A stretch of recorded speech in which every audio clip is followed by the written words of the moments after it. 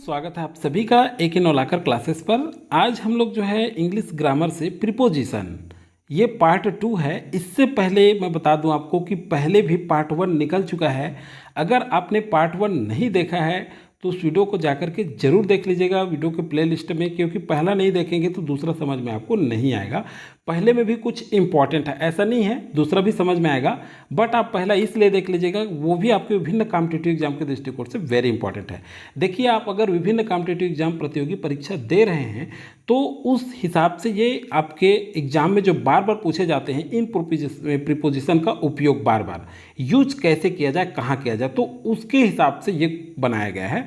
तो चलिए देखिए कौन कौन सा प्रीपोजिशन का यूज करेंगे हम लोग देखेंगे। By, with, since, from, behind, before, to, on, over, above. तो देखिए इतने जो प्रीपोजिशन है उन सारे का यूज देखेंगे कि कहाँ कहाँ किया जा रहा है। तो अगर आप चैनल में नए हैं तो सब्सक्राइब जरूर कर लीजिएगा, साथ ही बेल आइकन प्रेस करके रखिएगा ताकि नए वीडियो का नोटिफिकेशन आपको सबसे पहले मिल सके। अब देखते हैं बाई का यूज़। तो देखिए बाई का यूज़ कैसे करते हैं। जब कोई काम सजीव के द्वारा किया जाता है तब बाई का उपयोग किया जाता है, प्रयोग किया जाता है। साथ ही घड़ी के अनुसार भाव व्यक्त करने के लिए भी एवं तक का भाव समय के साथ अर्थ व्यक्त करने के लिए भी बाई का प्रयोग किया जाता है। देखिए क्या क्या सजीवों के द्वारा काम किया जाता है तो बाई का उपयोग करते हैं, घड़ी के अनुसार भाव व्यक्त करने के लिए करते हैं, तक का भाव समय के अर्थ में व्यक्त करने के लिए भी बाई का प्रयोग करते हैं। अब फॉर एग्जाम्पल देखते हैं कैसे करते हैं। फॉर एग्जाम्पल फर्स्ट एग्जाम्पल देखते हैं। The cat was killed by the dog. The cat was killed by the dog. बिल्ली को कुत्ते ने मारा। हिंदी में क्या होता है इसका, बिल्ली को किसने, बिल्ली को कुत्ते ने मारा। तो देखिए सजीव वस्तु के द्वारा कार्य किया गया है तो इसके साथ बाई का यूज किए हैं यहाँ पर। देखिए नेक्स्ट देखते हैं second. It is 9 o'clock by my watch. It is 9 o'clock by my watch. मेरी घड़ी के 9 बजे हैं। तो घड़ी के अनुसार भी भाव व्यक्त करने के लिए भी किसको यूज किया हमने, बाई का, प्रीपोजिशन बाई का उपयोग किए। नेक्स्ट देखते हैं। I shall have finished this work by tomorrow. तो ये क्या होगा, मैंने यह काम कल तक ही पूरा कर लूँगा। तो देखिए तक का भाव समय के अर्थ में मतलब क्या बोल रहा है, I shall have finished this work by tomorrow, मतलब मैंने क्या बोल रहा है यहाँ पे, मैं यह काम कल तक ही पूरा कर लूँगा। तो समय के साथ अर्थ व्यक्त करने के लिए भी बाई का उपयोग हमने किया है। नेक्स्ट देखते हैं विथ का। अब देखिए विथ का उपयोग कैसे करेंगे, कहाँ कहाँ यूज करेंगे। जब कोई काम निर्जीव वस्तु की सहायता से किया जाता है, किसकी सहायता से, निर्जीव वस्तु की सहायता से, और साथ साथ का भाव व्यक्त करने के लिए भी विथ का प्रयोग किया जाता है। फॉर एग्जाम्पल अब देखिए सजीव वस्तु के लिए बाई का उपयोग किया था, विथ का उपयोग निर्जीव वस्तु के लिए करेंगे। तो फॉर एग्जाम्पल देखते हैं। I rode this copy with pen. I rode this copy with a pen. तो I rode this copy with a pen, मैंने यह कॉपी कलम से लिखा है। तो देखिए कलम से लिखा है कॉपी मैंने, तो निर्जीव वस्तु से लिखा है, निर्जीव वस्तु की सहायता से लिखा है, तो इसके लिए हम लोग विथ को यूज किए। अब नेक्स्ट देखते हैं। I was playing with my friends. I was playing with my friends, मैं अपने दोस्त के साथ खेल रहा था। मैं अपने दोस्त के साथ खेल रहा था। तो देखिए साथ साथ का भाव व्यक्त, मतलब दोस्त के साथ खेल रहा था मैं, तो उसके लिए भी विथ का यूज किया जाता है। नेक्स्ट देखते हैं सिंस एंड फ्रॉम। तो ये जो है देखिए since and from point of time के साथ दोनों का प्रयोग किया जाता है, लेकिन दोनों का प्रयोग में अंतर है। दोनों का जो प्रयोग होता है उसमें अंतर है। सबसे फर्स्ट देखेंगे सिंस का। पास्ट टाइम का भाव व्यक्त करने के लिए सिंस का प्रयोग किया जाता है।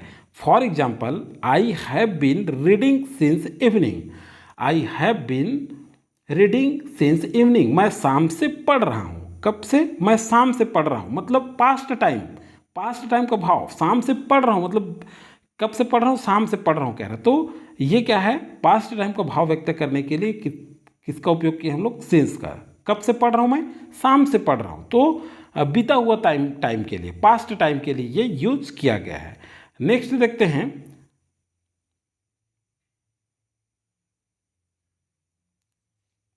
अब देखते हैं फ्रॉम का। तो देखिए फ्रॉम का देखते हैं।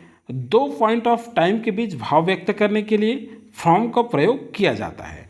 For example he was absent from Tuesday to Saturday. He was absent from Tuesday to Saturday, वह मंगलवार से शनिवार तक अनुपस्थित है। मंगलवार से कब तक? शनिवार तक।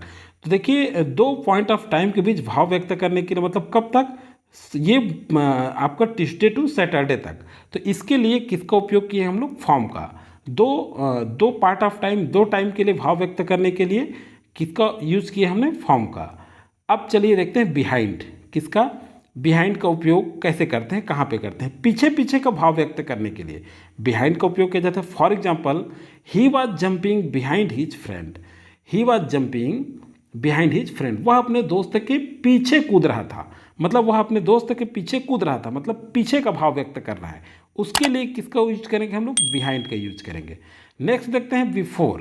तो बिफोर का यूज कैसे करेंगे? व्यक्ति के सामने वह समय और स्थान के पहले व्यक्त करने के लिए बिफोर का प्रयोग किया जाता है। व्यक्ति के सामने, समय और स्थान के पहले व्यक्त करने के लिए क्या किया जाता है? बिफोर का प्रयोग किया जाता है। For example, I shall come before 9 o'clock। I shall come before 9 o'clock। तो देखिए ये कैसा है? मैं 9 बजे से पहले आ जाऊंगा। देखिए क्या बोल रहा है कि व्यक्ति सामने, समय, स्थान के पहले। आई शैल कम बिफोर 9 o'clock। मैं 9 o'clock मतलब 9 बजे से पहले आ जाऊंगा। 9 बजे से पहले क्या बोल रहा है? आ जाऊंगा। तो देखिए पहले, स्थान के पहले का भाव व्यक्त कर रहे हैं, उसके साथ हम क्या करेंगे? बिफोर का यूज करते हैं। अब नेक्स्ट देखते हैं टू। तो टू का यूज कहाँ करेंगे? का बोध कराने के लिए टू का प्रयोग किया जाता है। For example, he wrote a application me. He wrote a application me, उसने मुझे एक आवेदन लिखा। उसने मुझे एक आवेदन लिखा। तो देखिए टू का मतलब का बोध कराने के लिए, उसने मुझे एक आवेदन लिखा। तो इस तरह से इसमें हम लोग किसका उपयोग करते हैं? टू का। फॉर ये एग्जाम्पल, ये सरल है, आप सभी जान सकते हैं, इसके बारे में उतना ज़्यादा डिस्कस नहीं करेंगे। चलिए देखते हैं नेक्स्ट, ऑन। जब कोई वस्तु किसी दूसरी वस्तु के ऊपर रखी जाए, ये भी सिंपल है, आप सभी जानते हैं, या स्पर्श करती हो तो ऑन का प्रयोग किया जाता है। For example, there is a cup on the table. There is a cup on the table. तो देखिए क्या बता रहा है? मेज पर एक कप है। मेज पर एक कप है मतलब मेज के ऊपर एक कप रखा है। तो ऊपर में वस्तु रखने के लिए और स्पर्श करेगी तो भी आप ऑन का यूज करेंगे। नेक्स्ट देखते हैं ओवर। अब देखते हैं ओवर। जब एक वस्तु दूसरी वस्तु को स्पर्श नहीं करती परंतु लंबवत अवस्था का बोध कराती हो, तब ओवर का प्रयोग किया जाता है। देखिए एक वस्तु दूसरी वस्तु को स्पर्श नहीं करती है बोल रहा है, परंतु लंबवत अवस्था का बोध कराती है। For example, the fan is moving over our head. तो देखिए the fan is moving over our head. तो देखिए अब क्या बता रहा है? The fan is moving over our head. पंखा हमारे सिर के ऊपर से घूम रहा है। पंखा कहाँ घूम रहा है? हमारे सिर के ऊपर से। देखिए स्पर्श नहीं कर रहा है, छू नहीं रहा है, लेकिन the fan is moving over our head मतलब ऊपर से क्या हो रहा है? घूम रहा है। तो इसके लिए भी हम क्या करेंगे? ओवर का यूज करेंगे। नेक्स्ट देखते हैं एबूव। तो देखिए एबूव का न तो स्पर्श करती है, न ही लंबवत होती है, छितराई अवस्था में रहती है। का बोध कराना हो तब एबूव का यूज किया जाता है। तो देखिए न तो स्पर्श करती है, स्पर्श भी नहीं करती, लंबवत भी नहीं होती और छितराई अवस्था में रहती है, ये का बोध कराती है। जैसे फॉर एग्जाम्पल देखते हैं, for example clouds are hovering above our head. तो अब क्या बता रहा है? ये बादल हमारे सिर के ऊपर मंडरा रहे हैं। तो देखिए न तो स्पर्श कर रही, ना तो लंबवत भी नहीं है, और ये छितराई अवस्था में रहती है, तो बादल इस अवस्था में रहता है। तो ये बोल रहा है कि बादल हमारे सिर के ऊपर से मंडरा रहे हैं। तो इस तरह से इसमें जो है हम एबूव का यूज करेंगे। तो ये अंतिम था आपका। तो दोस्तों ये वीडियो आपको कैसा लगा? अगर आप चैनल में नए हैं तो सब्सक्राइब जरूर कर लीजिएगा, साथ ही बेल आइकन प्रेस करके रखिएगा। ये वीडियो आपको अच्छा लगता है तो लाइक कर दीजिएगा, अधिक से अधिक लोगों को शेयर कीजिएगा। अगर आप विभिन्न कॉम्पिटिटिव एग्जाम की तैयारी कर रहे हैं और सभी सब्जेक्ट की जीके जीएस अध्ययन करना चाहते हैं तो हमारे वीडियो को प्लेलिस्ट में जा करके